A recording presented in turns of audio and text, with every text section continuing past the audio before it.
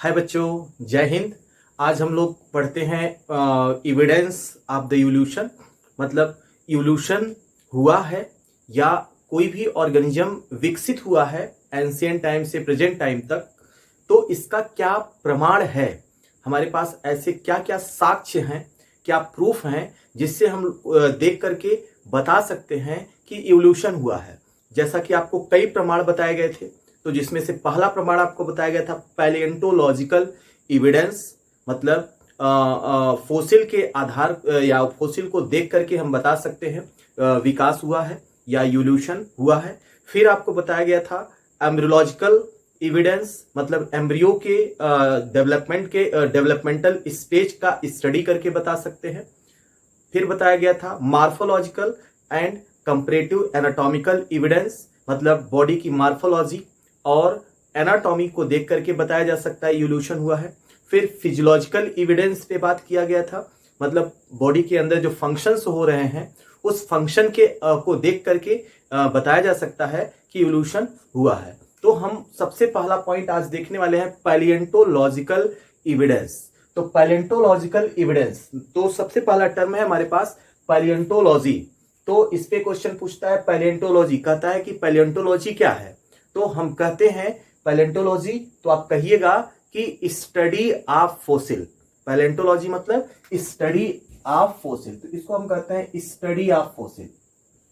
Study of fossil, तो fossil का अध्ययन करना, फोसिल के स्टडी को हम नाम देते हैं पैलिएंटोलॉजी। अब बात आती है फोसिल क्या है। तो फोसिल जो है हम समझते हैं पहले फोसिल्स क्या है। तो fossils is the remains hard part of the life form. जैसे किसी भी ऑर्गेनिज्म का, किसी भी लिविंग ऑर्गेनिज्म का के बॉडी का वह हार्ड पार्ट जो जमीन के अंदर या बर्फ के अंदर या पहाड़ के अंदर दबा पड़ा रह गया हो, पूरी बॉडी डिकम्पोज कर गई हो और बॉडी का जो हार्ड पार्ट है वो अवशेष के रूप में बचा रह गया हो, तो उस बचे हुए पार्ट को हम फोसिल्स के नाम से जानते हैं। फोसिल्स को हिंदी में हम जीवाश्म के नाम से जानते हैं। तो फोसिल्स को का हिंदी होता है जीवाश्म, तो जीवाश्म को ही हम फोसिल्स कहते हैं। तो फोसिल्स यह हमारे बॉडी का हार्ड पार्ट हो सकता है, जैसे बोन्स हो सकता है, जैसे दांत का जो चमकीला परत होता है जिसको हम इनेमल के नाम से जानते हैं।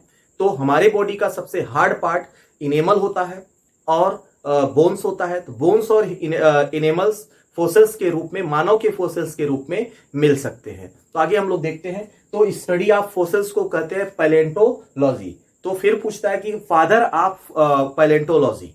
तो फादर ऑफ पैलिएंटोलॉजी हम लोग आप बताइएगा कि Leonardo da Vinci. Leonardo da Vinci. तो लियोनार्डो दा विंसी ये एक जो है लियोनार्डो दा विंसी की अगर हम बात करते हैं तो लियोनार्डो दा विंसी को हम कहते हैं फादर ऑफ पैलिएंटोलॉजी। तो लियोनार्डो दा विंसी, इनका एक बहुत महान पेंटिंग से इनका नाम जोड़ा जाता है।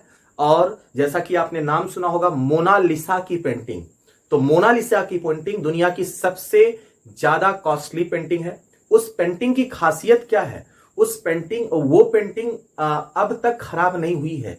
मतलब उस पेंटिंग में जो मटेरियल यूज किया गया, मतलब जो पेंट यूज किया गया था उस पेंटिंग को बनाने के लिए, आज भी वह पेंट वैसे की ही वैसे पड़ा है। मतलब जो जब वह पेंटिंग बनाई जा रही थी, जिस समय वो पेंटिंग उस समय जैसे दिखाई दे रहा था, आज भी वह पेंटिंग वैसे ही है, एकदम बिल्कुल सुरक्षित है।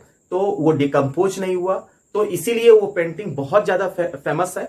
उस पेंटिंग को बनाने वाले शख्स का नाम है लियोनार्डो दा विंसी। इन्हीं को कहते हैं फादर ऑफ पैलिएंटोलॉजी।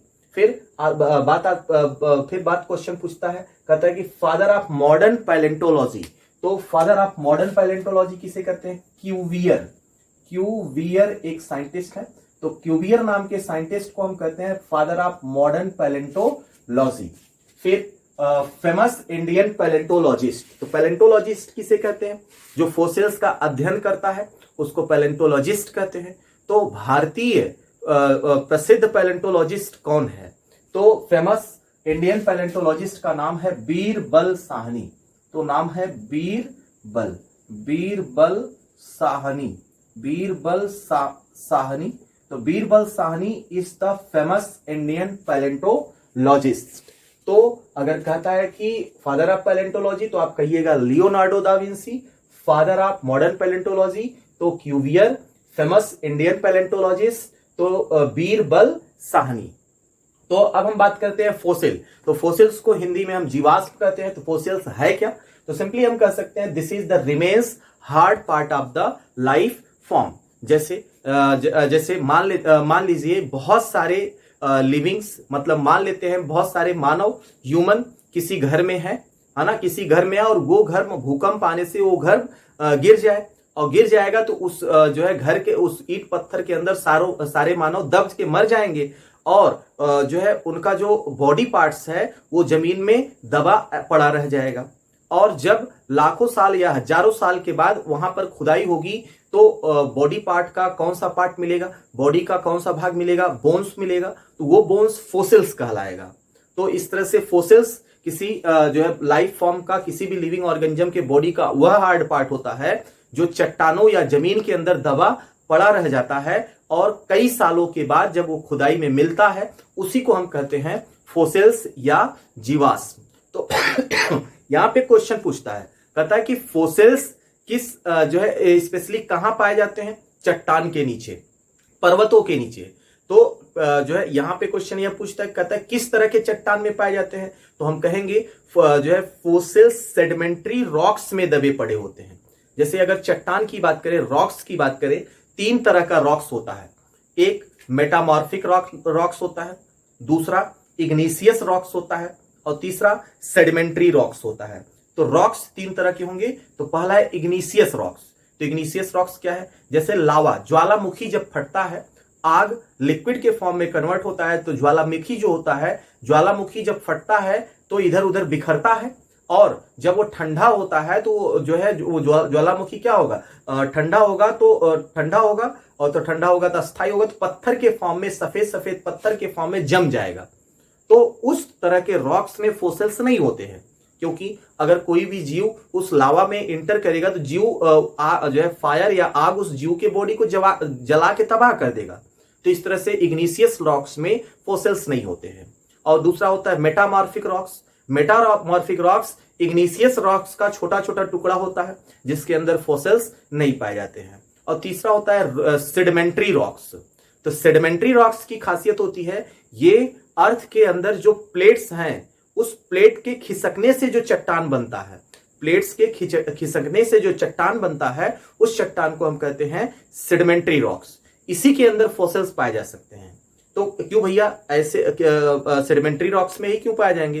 क्योंकि अर्थक्वेक आएगा तो प्लेट के खिसकने से ही अर्थक्वेक आता है और अर्थक्वेक आएगा तो क्या होगा, जो जहां पे आया, जिस एरिया में आया वहां पे रहने वाले जीव है ना, वहां पे जो मकान वगैरह है वो गिर जाएंगे और दब जाएंगे और कई सालों तक पड़े रहेंगे। तो वहां पे जो जब चट्टान की खुदाई उदाई होगी, कभी तोड़ाई होगी, तो वहां से जो है जीव के अवशेष मिलेंगे वो कहलाएगा फोसिल्स। तो आप याद रखिएगा, अगर पूछता है कि किस तरह के रॉक्स में फोसिल्स पाए जाते हैं तो इसका आंसर होगा सेडिमेंट्री रॉक्स में। तो आप कह सकते हैं फोसिल्स जो होता है यह डायरेक्ट एविडेंस प्रोवाइड करता है।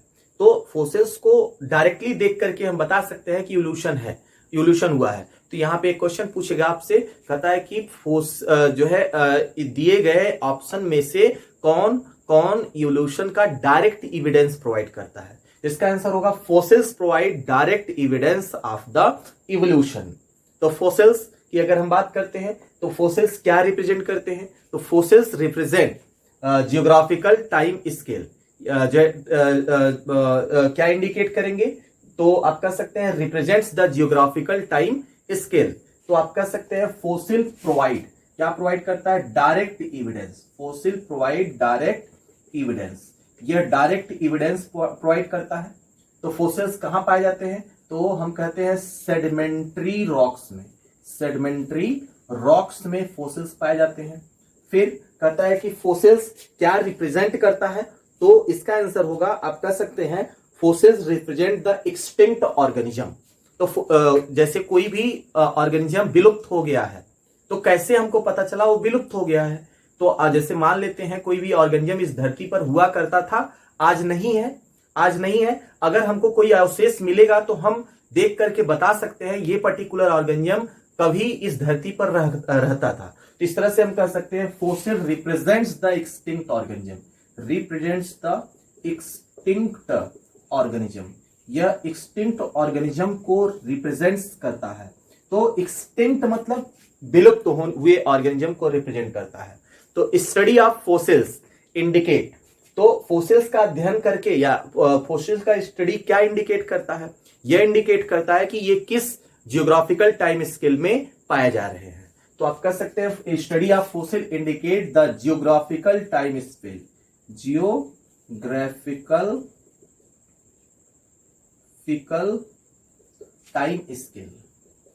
Time scale in which they found,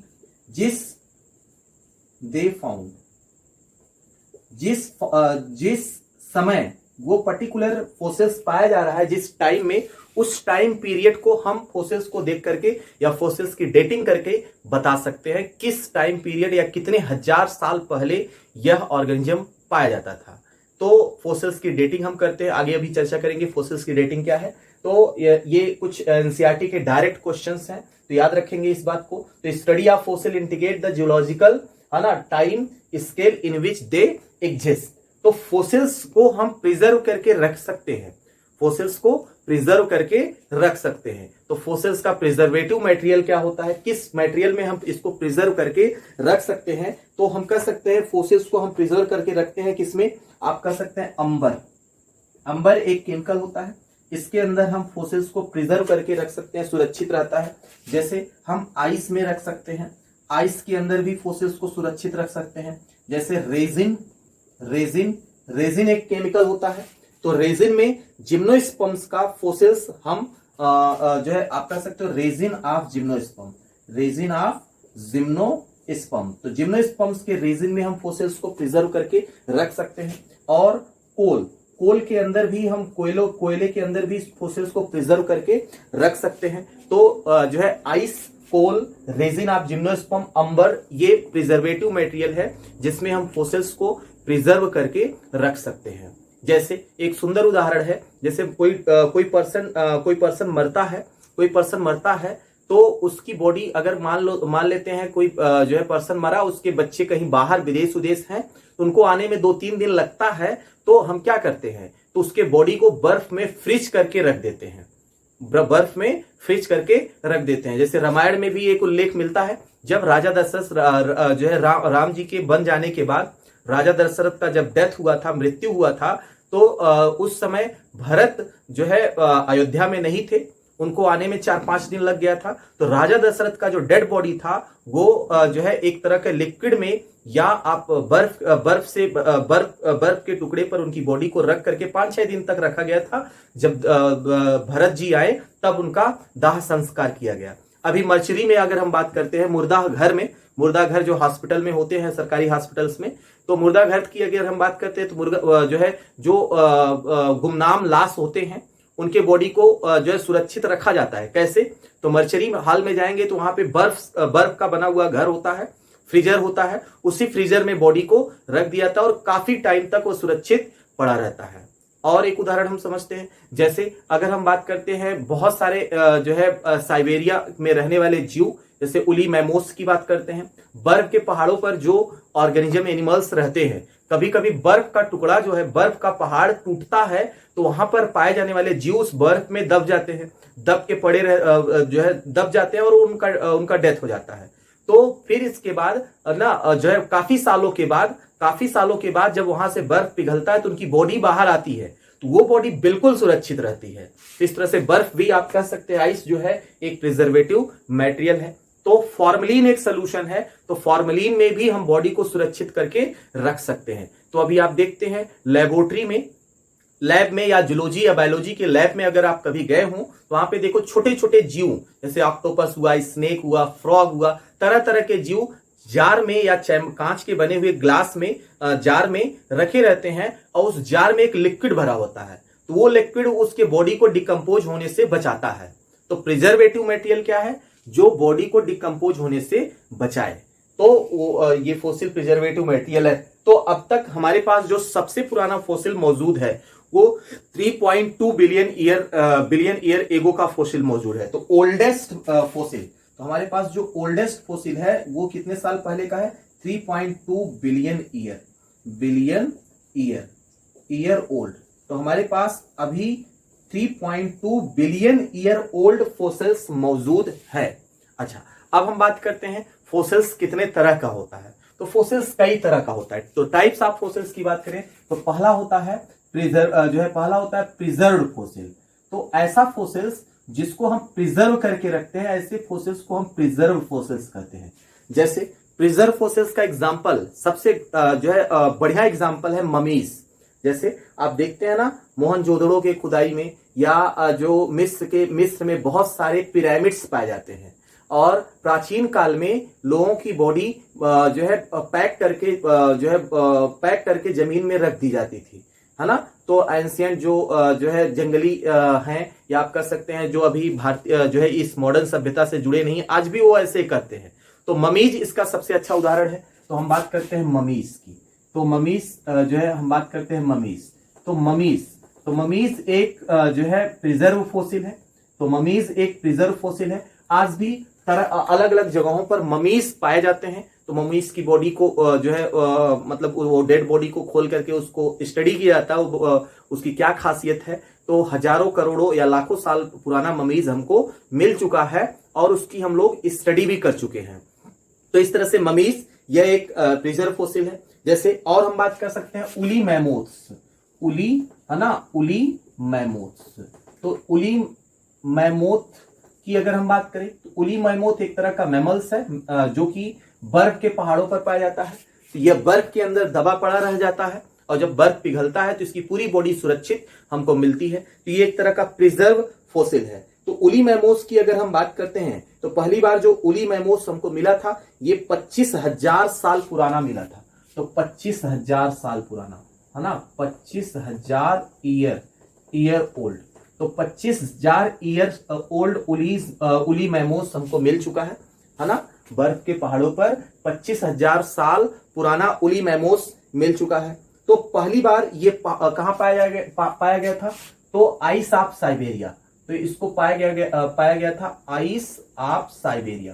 तो साइबेरिया के आइस से इसको एक्सट्रैक्ट किया गया था, मतलब इसको साइबेरिया के आइस से निकाला गया था।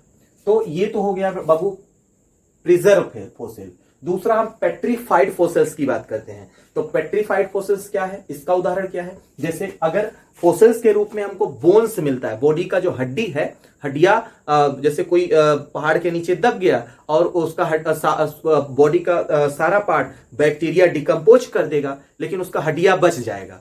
तो जो बचल हुआ हड्डियां है वही फॉसिल कहलाएगा। जैसे मोलस्का की बात कर ले, मोलस्का के बॉडी का ऊपरी खोल जो होता है वो कैल्शियम कार्बोनेट का बना होता है। अरे भाई घोघा की बात कर लो, है ना, घोघा की बात करिएगा या सीप की बात करिएगा, तो सीप या घोघा, जैसे शंख होता है, सीप होता है, घोघा होता है, तो ये कैल्शियम कार्बोनेट का कवच का बना होता है। इसका ऊपरी खोल जो होगा कैल्शियम कार्बोनेट के कवच का बना होता है।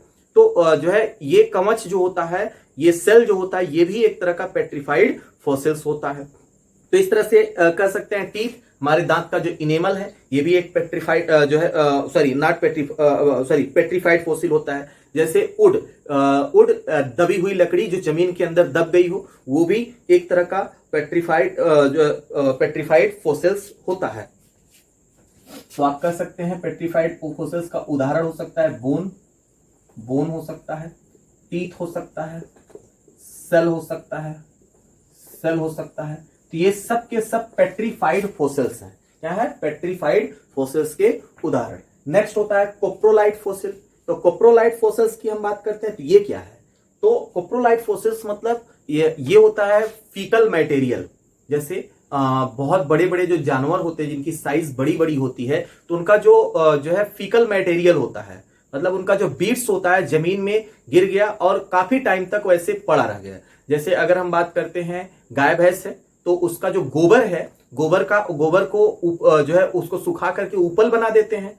जिसके जो है गंगा वगैरह में उसको ऊपरी कहते हैं। तो ऊपरी को जो है बना के रख देते हैं, तो ऊपरी वैसे को वैसे जमीन में अगर गड़ा रह जाए वैसे को वैसे पड़ा रहेगा।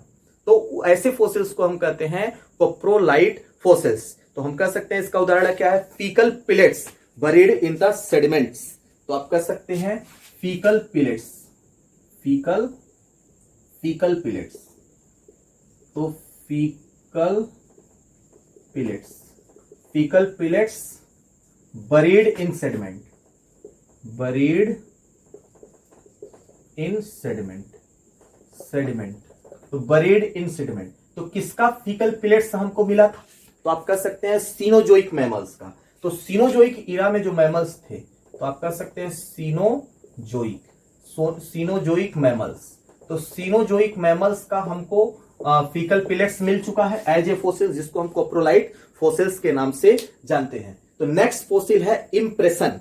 तो इम्प्रेशन की हम बात करते हैं। तो इम्प्रेशन क्या होता है? तो इम्प्रेशन जैसे अभी आप देखिएगा है ना, शादीवादी में, तो शादीवादी में दीवार पर जैसे एक रस्म होता है, दुल्हा या दुल्हन दोनों के घर में ऐसा होता है, तो जो है कोहबर बनाया जाता है। तो कोहबर के सामने उसके जो है उसके हाथ का, हिंदू धर्म में उसके हाथ का ऐसे छाप छोड़ा जाता है। इस तरह से है ना, जो है ऐसा बोला जाता है कि ये प्रतीक है उसके हाथ का कि उसका शादी हो गया है। तो इस तरह से दोनों हाथ में रंग लगा करके इस तरह से ऐसे दीवार पर छाप बनाया जाता है। तो इस तरह से जो छाप वाला फोसिल होता है, जो छाप छूटा रह जाता है, तो उसी को कहते हैं इम्प्रेशन। जैसे इम्प्रेशन का सबसे बढ़िया उदाहरण है आर्कियोप्टेरिक्स। तो आर्कियोप्टेरिक्स की हम बात कर ले, आर्कियोप्टेरिक्स। तो आर्कियोप्टेरिक्स यह सबसे अच्छा उदाहरण है इम्प्रेशन का। तो आर्कियोप्टेरिक्स हमको जिंदा हालत में नहीं मिला था, इसका फोसिल्स मिला था। तो आर्कियोप्टेरिक्स एक पक्षी है, एक बर्ड्स है ससुरा। ये ऐसा पक्षी है जिसको चुचुआ में दांत होता है, मतलब इसका जो बीक होता है उसमें टीथ होता है, दांत होता है ना। तो आप किसी भी बर्ड्स में बीक्स में दांत नहीं पाएंगे, लेकिन आर्कियोप्टेरिक्स के बीक्स में दांत होता था। तो ऐसा माना जाता है कि आर्कियोप्टेरिक्स को जिंदा हम लोग नहीं देखे, इसका फोसिल्स मिला था। तो आर्कियोप्टेरिक्स जो है किसी पहाड़ के नीचे दब गया था, तो उसी का छाप पड़ा मिल गया था, और उसी से हम लोग स्टडी करके आर्कियोप्टेरिक्स के पूरे लक्षण को जान लिए। तो इस तरह से आर्कियोप्टेरिक्स इसका सबसे अच्छा उदाहरण है। नेक्स्ट अगर हम बात करते हैं इम्प्रिंट्स, तो नेक्स्ट फोसिल होता है इम्प्रिंट्स। इसका सबसे अच्छा एग्जांपल होता है फुटप्रिंट्स। तो फुटप्रिंट्स, तो इसका सबसे अच्छा उदाहरण है फुटप्रिंट्स। ये एक तरह का इम्प्रिंट्स फोसिल है। फुटप्रिंट्स जैसे आप चलते हैं तो आपके पद का, आपके पैर का चिन्ह पीछे छुटता चला जाता है। तो अंग्रेजी में हाई स्कूल में यूपी बोर्ड वाले एक चैप्टर पढ़े होंगे, footprints without feet. Footprints without feets ऐसा चैप्टर पढ़े होंगे। तो जो है आज से कुछ टाइम पहले, या कोई भी एनिमल्स है जहां से गुजरता है तो अपने पैर का चिन्ह छोड़ता चला जाता है, तो जिसको हम पद चिन्ह कहते हैं। तो जो पद चिन्ह होता है उसी को हम फुटप्रिंट्स कहते हैं।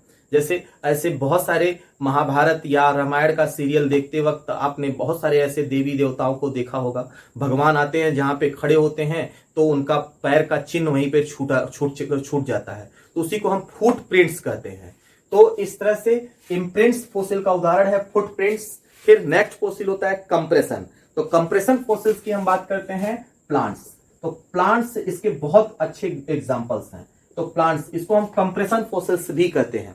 जैसे जो है कभी यह अर्थक्वेक आया रहा होगा, तो जो इस धरती पे प्लांट्स है वो प्लांट्स जमीन के अंदर दब के दब गए, और दबने के बाद धीरे धीरे वो मिनरल्स में या कोयले में परिवर्तित हो गए, तो वो कंप्रेस हो गए, जमीन के अंदर कंप्रेस हो गए, तो जिसको हम कंप्रेशन फोसिल्स के नाम से जानते हैं। इस तरह से कई तरह के फोसिल्स हो गए। कौन से? पहला हो गया प्रिजर्व फोसिल्स, दूसरा हो गया पेट्रीफाइड फोसिल्स, तीसरा हो गया कोप्रोलाइट फोसिल्स, चौथा हो गया इंप्रेशन फोसिल्स, पांचवा होगा इम्प्रिंट्स फोसिल, और नेक्स्ट हो गया कंप्रेशन फोसिल्स। नेक्स्ट हम बात करते हैं फोसिल पार्क।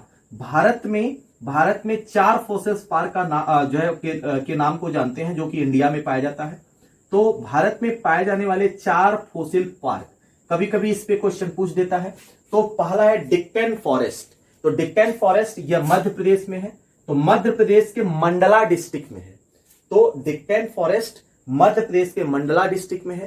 तो यह 50 मिलियन ईयर ओल्ड फॉरेस्ट है। तो 50 मिलियन ईयर ओल्ड फॉरेस्ट है, मिलियन ईयर ओल्ड है, नॉट बिलियन ईयर ओल्ड। तो आगे हम बात करते हैं, दूसरा है राजमहल फॉरेस्ट। तो राजमहल फॉरेस्ट यह उत्तराखंड में है, यह उत्तराखंड में है और यह 100 मिलियन ईयर ओल्ड है। कितना है? 100 मिलियन ईयर ओल्ड। नेक्स्ट है कोल फॉरेस्ट। कोल फॉरेस्ट मतलब जो कोयले का खदान होता है, उड़ीसा वगैरह साइड में आप जाएंगे तो बहुत सारी कोयलरी होती है। कोयलरी के खदान में जो है बहुत सारे लोगों को नौकरी भी मिलती है। कोयला का घोटाला भी होता है ना, तो किसी के सरकार कोयले की घोटाला भी कर डाली है। तो इस तरह से कोल फॉरेस्ट ये उड़ीसा में होता है, उड़ीसा में है। तो ये ऐसा देखा गया, इसको रिकॉर्ड किया गया कि ये लगभग 250 मिलियन साल ईयर ओल्ड का फॉरेस्ट हमारे पास दिखा। आगे हम बात करते हैं नेशनल फॉसिल पार्क। तो नेशनल फॉसिल पार्क ये तमिलनाडु में है। तो ये लगभग 20 मिलियन साल पुराना है, 20 मिलियन ईयर ओल्ड। तो इस तरह से हमने देखा कि ये जो है कुछ फॉरेस्ट हैं, फॉसिल फॉरेस्ट है जो भारत में पाए जाते हैं। तो पहला हो गया, कौन सा हो गया? डिक्कन, दूसरा राजमहल, तीसरा कोल फॉरेस्ट, चौथा नेशनल फॉसिल पार्क। अच्छा, अब हम बात करते हैं फॉसिल्स के डेटिंग की। तो डेटिंग ऑफ फॉसिल्स की अगर हम बात करें तो फॉसिल्स की डेटिंग, तो फॉसिल्स की डेटिंग, तो डेटिंग क्या होता है? यानी मतलब जैसे ही कोई फॉसिल्स हम पाते हैं, जैसे किसी भी ऑर्गेनिज्म की हड्डी हम पा गए, है ना, अब हमको ये जानना है कि वो हड्डी कितना साल पुराना है, उस हड्डी का लाइफ स्पैन हम निकालेंगे कितना साल पुराना है, तो इसी को कहते हैं डेटिंग। तो डेटिंग ऑफ फॉसिल, तो डेटिंग ऑफ फॉसिल, तो डेटिंग ऑफ फॉसिल, तो फॉसिल्स के डेटिंग के बारे में हम समझते हैं क्या है। तो कई तरह से फॉसिल्स की डेटिंग होती है। तो हमको सारे स्पेशली 3 टाइप का फॉसिल्स का डेटिंग होता है। तो हमको सारे तरह का डेटिंग नहीं जानना है। जैसे एक स्पिन रेजोनेंस डेटिंग होती है, जो है एक इलेक्ट्रिक डेटिंग होती है, दूसरा रेडियो एक्टिव डेटिंग होती है। तो हमको यहाँ पे कभी कभी जो हमारे सिलेबस में है, जो कभी कभी क्वेश्चन पूछा जाएगा, वो होगा रेडियो एक्टिव डेटिंग। तो हम लोग बात करेंगे रेडियो एक्टिव डेटिंग की। तो radio active dating, radio active dating, जैसा कि हम जानते हैं, अगर आप इनऑर्गेनिक केमिस्ट्री पढ़े हैं तो आप जरूर पढ़े होंगे radio active element, radio active element. तो radio active dating radio active element के सहायता से की जाती है। तो रेडियो एक्टिव डेटिंग में कौन कौन से एलिमेंट यूज किए जाते हैं? तो पहला हम बात कर लेते हैं रेडियो एक्टिव एलिमेंट में जो यूज किया जाता है, तो यूरेनियम होता है। तो यूरेनियम का कौन सा रेडियो एक्टिव? तो यूरेनियम कई तरह का होता है। तो कौन सा यूरेनियम यूज होता है? यूरेनियम 333। तो हम बात करते हैं यूरेनियम 333 ना, 338 नॉट 333। तो यूरेनियम 338 मतलब 338, यूरेनियम 338 के सहायता से फोसिल्स को हम डेट कर सकते हैं। तो कितने साल पुराने फोसिल्स को इसके सहायता से हम डेट कर सकते हैं? तो 4.5 इंटू 10⁹ ईयर आप कर सकते हैं। 4.5 इंटू 10⁹ ईयर ओल्ड। तो इसके सहायता से 4.5 इंटू 10⁹ ईयर ओल्ड फोसिल्स को यूरेनियम 338 से हम डेट कर सकते हैं। दूसरा है पोटेशियम 40। तो दूसरा है पोटेशियम 40, पोटेशियम 40। तो पोटेशियम 40 के सहायता से कितने साल पुराने फोसिल्स को हम डेट कर सकते हैं? तो हम कर सकते हैं जो है पोटेशियम इसके सहायता से हम डेट कर सकते हैं 1.3। तो 1.3 इंटू 10⁹ ईयर ओल्ड फोसिल्स को डेट कर सकते हैं। और लास्ट होता है कार्बन 14। कार्बन 14 की सहायता से, तो कार्बन 14 की सहायता से हम कितने साल पुराने फोसिल्स को डेट कर सकते हैं? तो हम कर सकते हैं 5750 साल ईयर ओल्ड, 5750 साल 5750 साल पुराना फोसिल हम कार्बन 14 से डेट कर सकते हैं। तो इस तरह से ये 3 एलिमेंट को लेकर के हम फोसिल्स की डेटिंग कर सकते हैं। तो इस पे हमको बिल्कुल बहुत ज्यादा स्टडी करने की जानने की आवश्यकता नहीं है। बस ये एलिमेंट का नाम याद रखना। जो एग्जाम में क्वेश्चन आया है वो कार्बन 14 से आया है। कहता है कि कार्बन 14 मतलब फॉसिल की डेटिंग के लिए किसको यूज करते हैं, तो डेटिंग के लिए कार्बन 14 को यूज करते हैं। एक बार पूछा गया था कितने साल पुराने फॉसिल को इसको डेट कर सकते हैं, तो लगभग 5000 साल पुराना। तो 5000 साल पुराना फॉसिल इसके सहायता से हम डेट कर सकते हैं। तो इससे ऑस्ट्रेलियो पोटेशियम 40 के सहायता से ऑस्ट्रेलियोपिथेकस नाम के मानव को हमने डेट किया था, ऑस्ट्रेलियोपिथेकस नाम के मानव को। अब हम बात कर लेते हैं कुछ लिविंग फॉसिल्स की। तो लिविंग फॉसिल्स की ये तो रहा बात फॉसिल्स की डेटिंग। तो नेक्स्ट हम बात कर लेते हैं लिविंग फॉसिल। तो कुछ लिविंग फॉसिल्स की बात कर लेते हैं, तो जिसको हम कहते हैं जीवित जीवाश्म। क्या कहते हैं? जीवित जीवाश्म। कुछ हम जीवित जीवाश्म की बात कर लेते हैं। कुछ ऐसे एनिमल्स हैं जो कि बहुत इंपॉर्टेंट है, एग्जाम में पूछा जाता है लिविंग फॉसिल्स के बारे में। तो कौन कौन से हैं इसके बारे में समझ लेते हैं। तो लिविंग फॉसिल्स, तो लिविंग फॉसिल्स तो मतलब जीवित जीवाश्म। तो ये बहुत ही इंपॉर्टेंट है, कई बार एग्जाम में इससे क्वेश्चन आया है। तो लिविंग फॉसिल्स जैसे कौन कौन से, एक नाम पूछता है पेरीपेटस। तो पेरीपेटस ये एक लिविंग फॉसिल है। दूसरा है नेटिलस, ये भी एक लिविंग फॉसिल्स है। तीसरा है जो है लिंगुला, ये भी एक लिविंग फॉसिल्स है। चौथा है स्फिनोडॉन, ये भी एक लिविंग फॉसिल्स है। और नेक्स्ट है लिमुलस, ये भी एक लिविंग फॉसिल्स है। तो हम लोग बात करते हैं पेरीपेटस। तो पेरीपेटस एक एनिमल है, ये एक लिविंग फॉसिल है जिसको अर्थोपोडा फाइलम में रखा गया है, अर्थोपोडा। तो पेरीपेटस को अर्थोपोडा में रखा गया है, यह एक लिविंग फॉसिल्स है। नेक्स्ट हम बात करते हैं नेटिलस। तो नेटिलस ये भी एक तरह का लिविंग फॉसिल है और इसको मोलस्का फाइलम में रखा गया है, मोलस्का।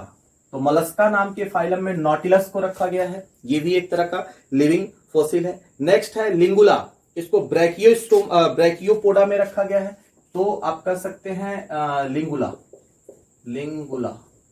तो इसको ब्रैकियोपोडा में रखा गया है, ब्रैकियोपोडा। तो इसको ब्रैकियोपोडा क्लास में रखा गया है। नेक्स्ट हम बात करते हैं स्फिनोडॉन, ये एक रेप्टाइल्स है। नेक्स्ट है लिमुलस, ये एनसीईआरटी में दिया गया है, एनिमल किंगडम वाले चैप्टर में ये दिया गया है लिमुलस। तो लिमुलस ये एक लिविंग फॉसिल है जो कि अर्थोपोडा में रखा गया है। इसमें रखा गया है अर्थोपोडा। तो अर्थोपोडा नाम के फाइलम में इसको रखा गया है। और नेक्स्ट हम बात कर लेते हैं स्फिनोडॉन। तो स्फिनोडॉन भी एक लिविंग फॉसिल है, स्फिनोडॉन भी एक लिविंग फॉसिल है। तो ये एक तरह का रेप्टाइल्स है, तो यह रेप्टाइल्स है, स्फिनोडॉन रेप्टाइल्स है। तो ये एक लिविंग फॉसिल्स है, ये बहुत ही ज्यादा इंपॉर्टेंट है, ये एग्जाम में हमेशा पूछे जाते रहते हैं। तो पेरीपेटस, नाटिलस, लिंगुला, लिमुलस और स्फिनोडॉन ये सब लिविंग फॉसिल्स हैं। अच्छा, कुछ प्लांट्स भी लिविंग फॉसिल्स हैं, जैसे हमको जिम्नोस्पर्मिक प्लांट की बात करते हैं। तो जिम्नोस्पर्म्स की बात करें तो इसमें भी बहुत सारे लिविंग फॉसिल्स हैं। जैसे आप याद रखेंगे सिरडी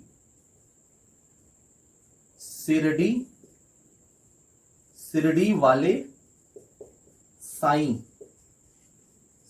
जी, सिरडी वाले साई जी मतलब सिकोया जिसको हम रेड वुड कहते हैं।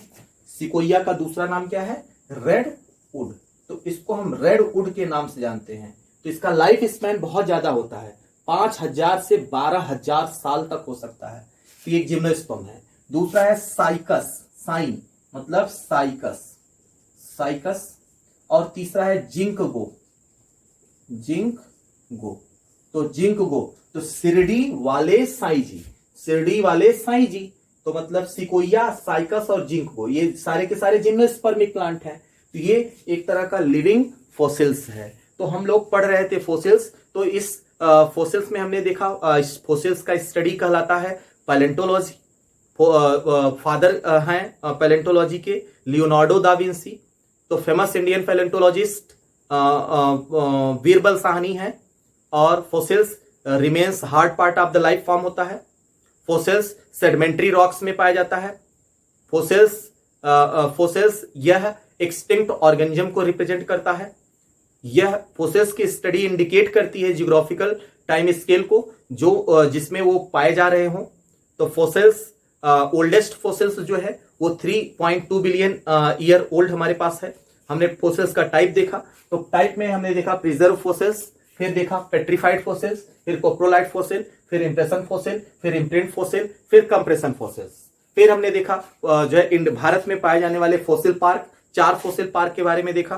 फिर इसके बाद हम लोगों ने देखा कि जो है फोसिल्स की डेटिंग में कौन कौन से एलिमेंट यूज होते हैं, तो 3 एलिमेंट का नाम आपको बताया गया।